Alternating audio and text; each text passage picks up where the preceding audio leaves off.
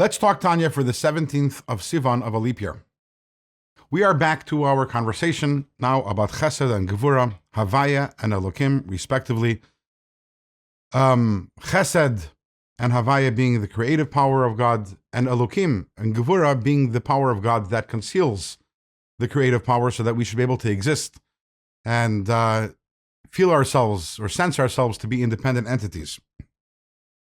Now, the name Elokim, the Alter Rebbe points out interestingly, the numerical value of the name is 86. There's another word that also has a numerical value of 86, and that is Hateva, which means nature. And by now we know, because we talked about this in chapter 1 of Shar Yichud V'Amunah, that numerical value in Hebrew language is not random. When you have two words that have the same numerical value, that means that there is some sort of similarity in the energy over there, or in the content. And the name of Elokim is associated with nature. What's the connection? The word Teva, which is in Hebrew is nature, is related to the word nitba, which means to drown, as in tubu biyamso, something which was drowned in the sea. What's the connection?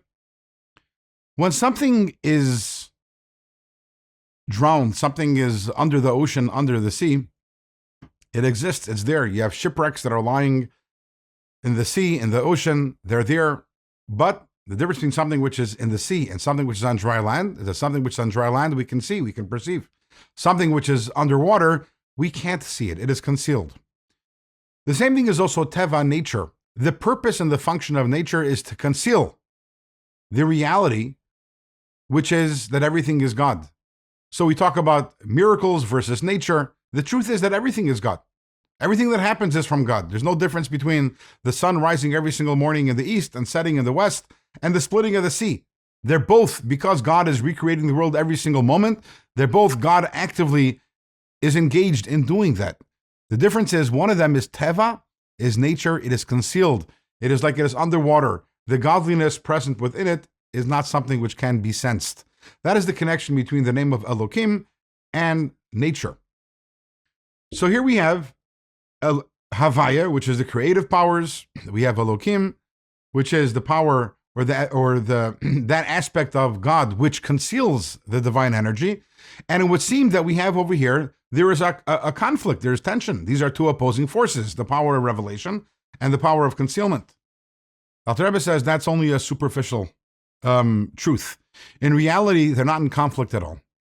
In reality, even God's Gevura, even God's power of concealment, is also a manifestation of God's chesed, of God's kindness, and of God's desire to create. Because think about it for a second.